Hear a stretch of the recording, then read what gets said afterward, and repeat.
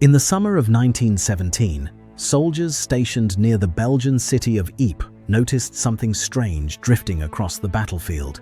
A faint, yellowish cloud was settling low to the ground, and it carried an odd smell. Some said it reminded them of garlic. Others compared it to mustard. Nobody panicked, at least not right away, because by that point in the war, these men had already survived chlorine attacks and phosgene barrages. They had gas masks. They knew the drill.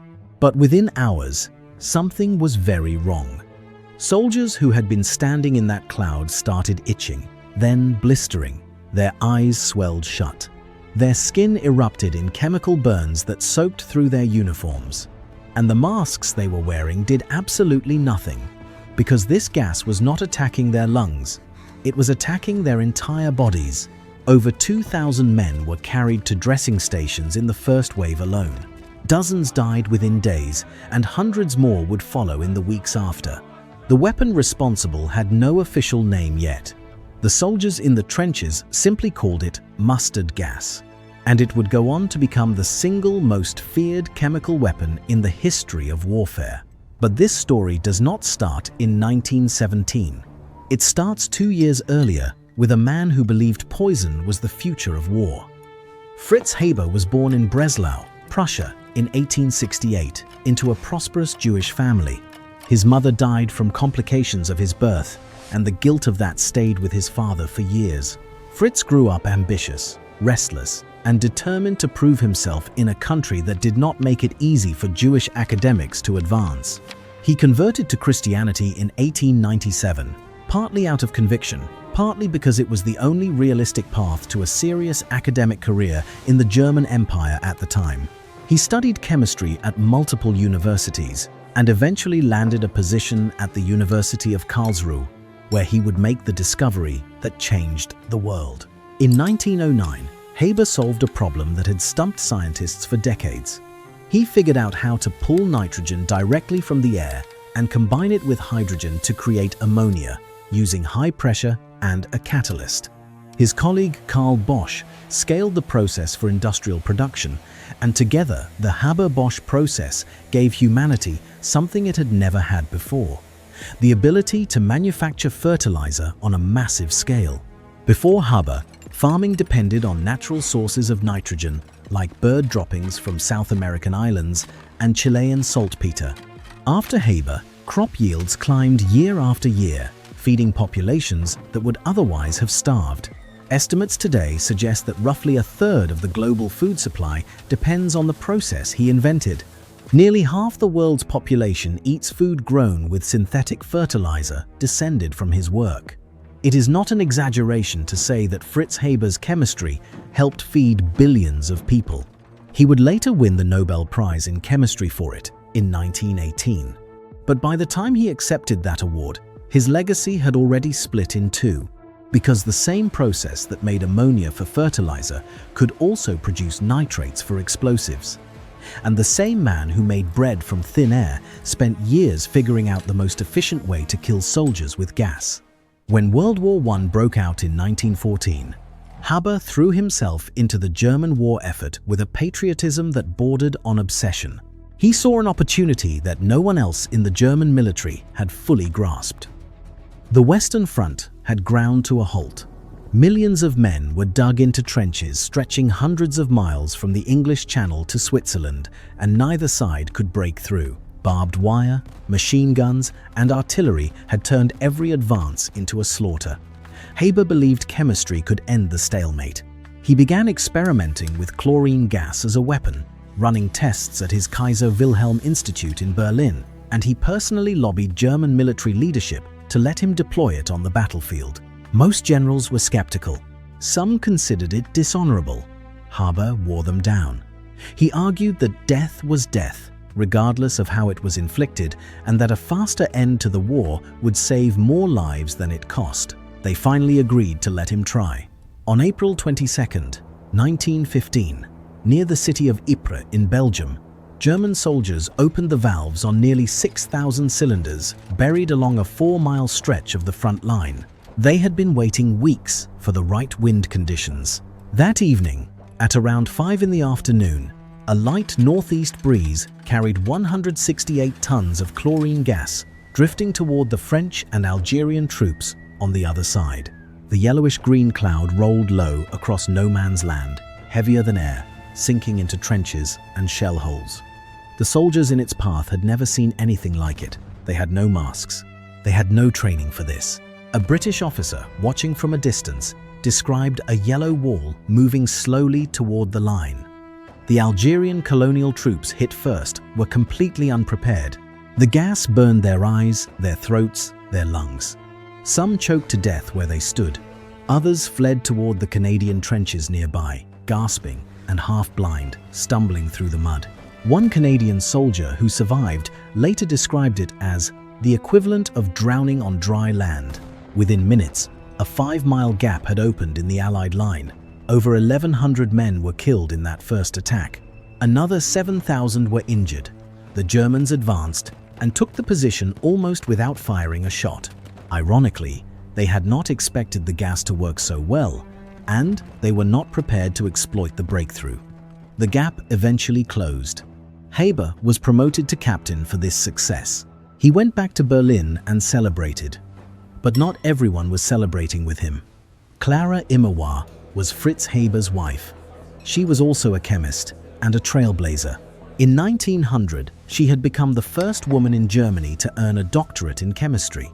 She was brilliant in her own right, but her career had been swallowed by her husband's. She had watched Fritz pour his intellect into weapons research, and she was disgusted by it. She called his work a perversion of the ideals of science and a sign of barbarity. She had begged him to stop. He refused. He told her that her protests amounted to treason.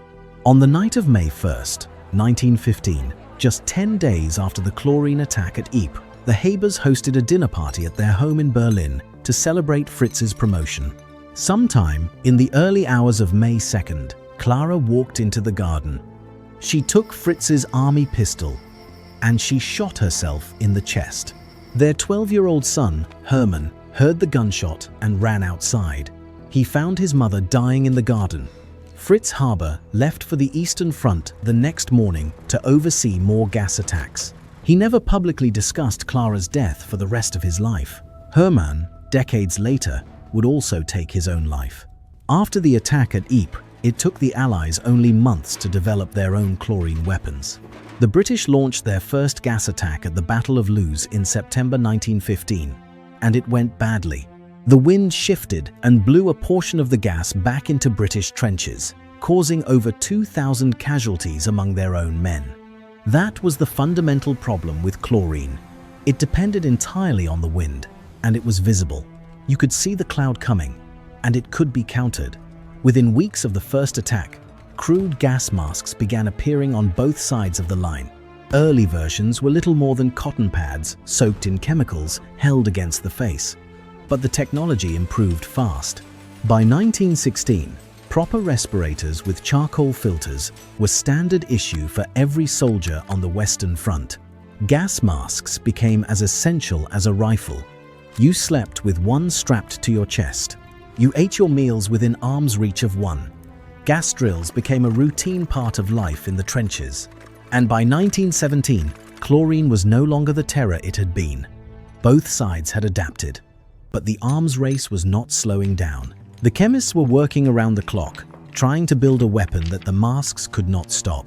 The Germans introduced phosgene in December of 1915, just before Christmas, and it was a significant step up in lethality. Phosgene was colorless, almost invisible, and 6 times more deadly than chlorine. It smelled faintly of musty hay, but by the time a soldier noticed the smell, the concentration was already well past the level that would cause serious harm. Phosgene attacked the lungs slowly and quietly. A soldier might breathe it in during a barrage, feel nothing worse than a slight cough, and go back to his duties thinking he had escaped the worst. Then, 12 to 48 hours later, his lungs would begin filling with fluid.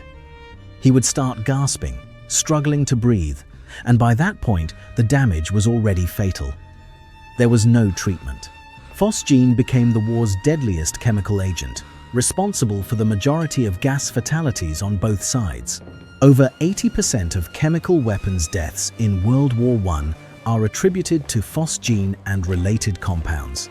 But even phosgene had a limitation. A properly fitted gas mask with the right filter could stop it from reaching the lungs. The masks were uncomfortable. They were hot, and soldiers hated wearing them for long stretches. But they worked. And that is exactly what made what came next so terrifying. Because the chemists had finally built a weapon the masks could not handle. On July 12, 1917, German artillery crews fired more than 50,000 shells into the British and Canadian positions around Ypres. The shells were marked with yellow crosses, a designation the soldiers had not seen before. When they detonated, they released a heavy, oily liquid that slowly evaporated into a faint yellowish vapor. This was dichloroethyl sulfide, sulfur mustard gas. And it was unlike anything the war had produced so far. Chlorine and phosgene were respiratory agents. If you got your mask on in time, you had a chance. Mustard gas did not care about your mask. It was not primarily a gas you inhaled. It was a chemical that attacked exposed skin on contact. It seeped through wool uniforms. It pooled in the bottoms of trenches and in shell craters. It lingered in soil for weeks, meaning a position could be contaminated long after the shelling stopped. And the cruelest part was the delay. Soldiers caught in a mustard gas barrage often felt nothing for hours. Then the symptoms began. Uncontrollable itching, reddening skin, then blisters, massive blisters, second-degree chemical burns that covered arms, legs, and torsos. If the gas reached the eyes, the eyelids swelled shut, sometimes permanently.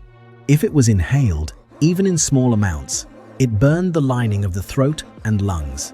Victims coughed up blood, their respiratory systems filled with fluid. Death could take 4 to 6 weeks, and it was agonizing the entire time. In the first 3 weeks of mustard gas use at Ypres, Allied chemical casualties equaled the entire previous year's total. Dressing stations were overwhelmed. Medical staff had never seen burns like these, and there was no effective treatment. 1 million mustard gas shells hit the Allied lines around Ypres in the weeks following that first attack. Over 500 deaths were recorded in that initial period alone, with thousands more left disfigured and unfit for duty. The Allies scrambled to respond, and eventually they did. The British captured German mustard gas shells at Cambrai in November 1917 and began reverse engineering the formula. By the summer of 1918, Allied forces were firing their own mustard gas back at the Germans. Among the German soldiers hit during one of those Allied attacks was a young enlisted messenger stationed near Ypres in October 1918. His name was Adolf Hitler. He was temporarily blinded by a British mustard gas barrage and spent the rest of the war recovering in a military hospital in eastern Germany.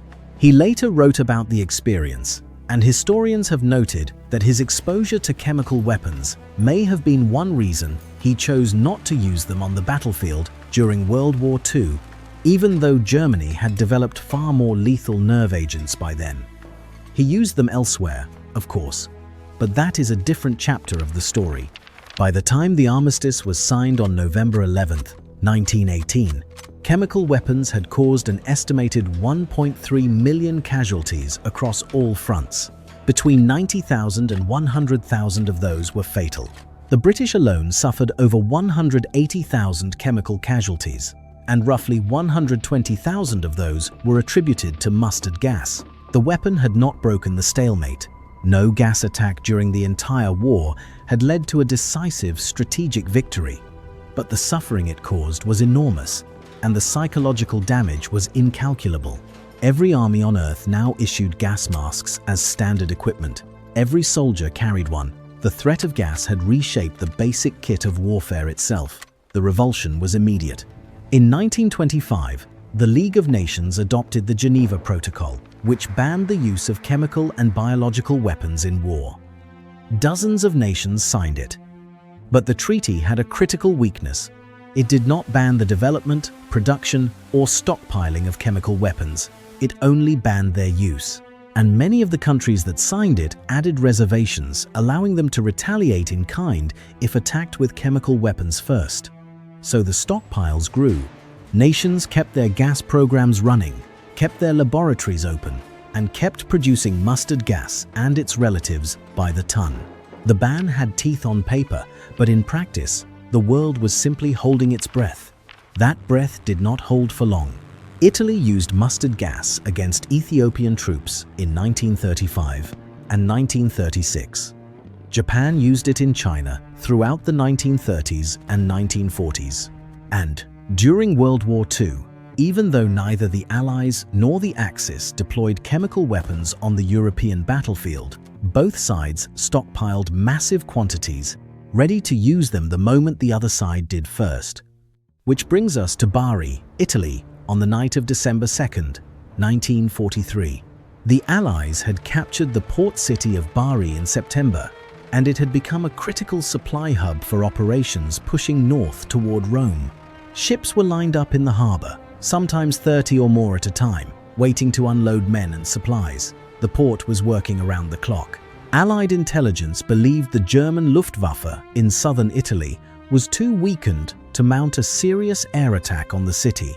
They were so confident, in fact, that there were no fighter squadrons stationed near Bari and only basic anti-aircraft defenses protecting the harbor. They were wrong. That evening, 105 German Junkers 88 bombers swept in low over the harbor in what would later be called a Little Pearl Harbor. The attack was devastating. 17 Allied ships were sunk. Fires raged across the waterfront. Over 1,000 American and British servicemen were killed, but the worst damage was not caused by the bombs themselves. Anchored in the harbor was the SS John Harvey, an American Liberty ship carrying a secret cargo that almost nobody at the port knew about. 2,000 mustard gas bombs.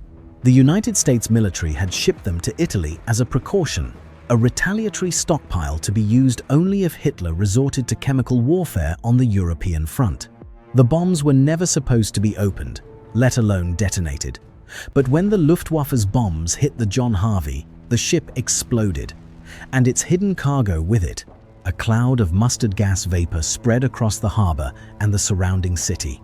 Liquid mustard mixed into the oil-slicked water where hundreds of sailors were swimming for their lives, trying to escape burning ships. The men who were pulled from the harbor were covered in a dark, oily residue. Nobody at the rescue stations realized the residue was contaminated with mustard agent. Survivors were wrapped in blankets and left in their soaked clothing for hours. By the next morning, the chemical burns had begun.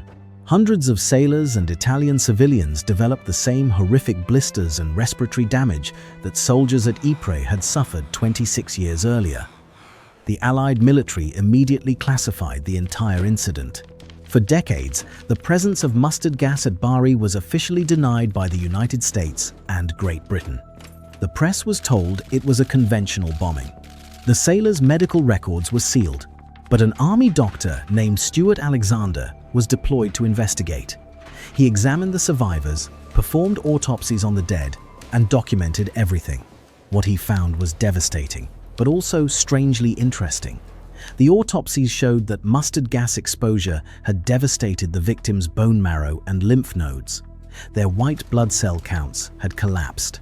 Alexander filed a detailed report, and it was immediately classified. But it did not disappear. It landed on the desk of Cornelius Rhodes, the chief of the Chemical Warfare Service's medical division. And Rhodes saw something in those findings that had nothing to do with war. 200 miles north of where Rhodes was reading Alexander's report, a different kind of research had already been underway. At Yale University, pharmacologists Louis Goodman and Alfred Gilman had been working on a classified government contract since 1942. Their assignment was to study the physiological effects of chemical warfare agents and develop potential antidotes. They had been experimenting with nitrogen mustard, a chemical cousin of the sulfur mustard used on the battlefield. And they had noticed something remarkable. When they injected nitrogen mustard into laboratory mice with transplanted lymphoma tumors, the tumors shrank dramatically. The compound was destroying rapidly, dividing cells, which is exactly what cancer cells are. Goodman and Gilman saw the potential immediately. If nitrogen mustard could kill cancerous white blood cells in a mouse, it might be able to do the same in a human. They found a volunteer, a 47-year-old factory worker from Meriden, Connecticut, known in the medical records only by his initials, JD.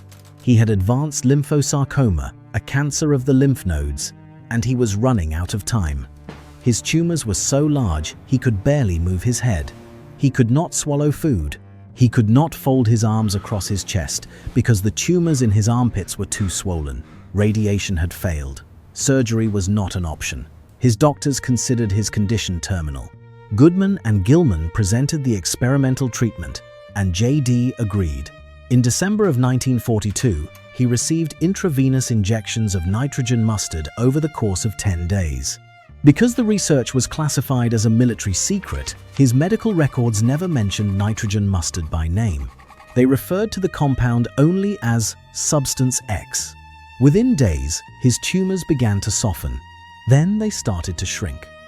For several weeks, JD experienced a remission that stunned the clinical team. His lymph node swelling reduced to near normal size. He could move again. He could eat. The relief did not last. The cancer eventually developed resistance to the treatment and returned, and JD died months later. But what had happened in that hospital room in New Haven was, in the history of cancer treatment, a genuine turning point. For the first time ever, a drug injected into the bloodstream had attacked a cancer spread throughout the body and produced a measurable, visible response. Because of wartime secrecy, Goodman and Gilman could not publish their findings until 1946. By then, they had treated over 150 patients with nitrogen mustard. In 1949, the drug meclorethamine, marketed as Mustargen, became the first chemotherapy drug approved by the FDA. It was used successfully to treat non-Hodgkin's lymphoma.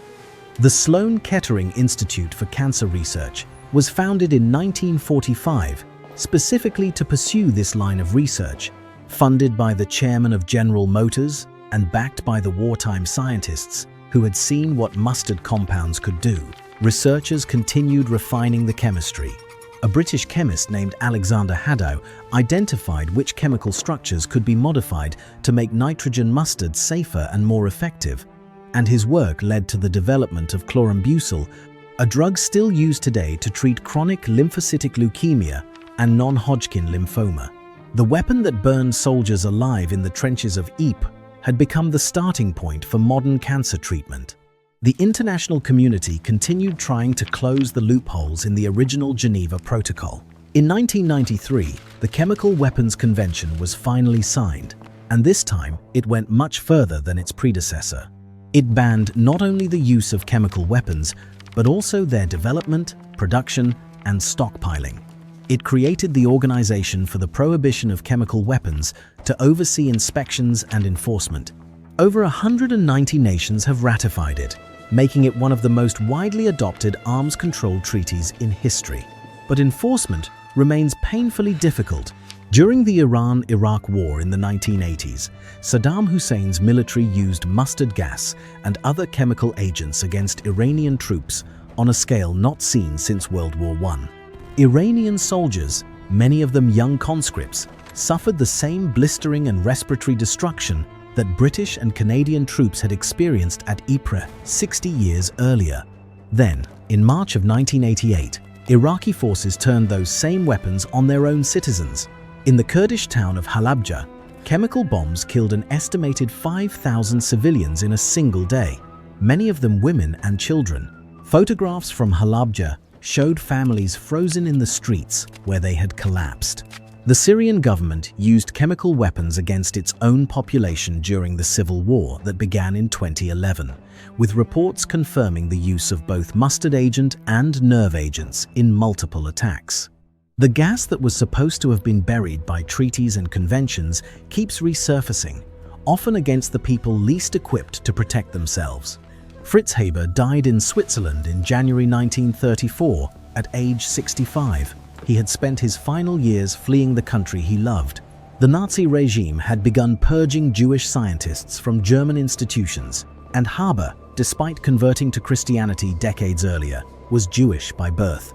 The man who had devoted his career to German military supremacy was driven out by the very nationalism he had served. His research institute, the Kaiser Wilhelm Institute, had developed an insecticide called Zyklon A under his direction. After Haber fled, a modified version, Zyklon B, was used in the gas chambers of Nazi concentration camps, where members of Haber's own extended family were killed. The story of mustard gas does not resolve neatly. It sits at the intersection of everything complicated about what science can do. The same chemical process that helped feed the world also prolonged a war. The same man who saved billions of lives with synthetic fertilizer also pioneered the weapons that killed 90,000 soldiers with poison. And the same substance that blistered and blinded men in the mud of Flanders became the molecular foundation of a medical treatment that has extended millions of lives since 1949.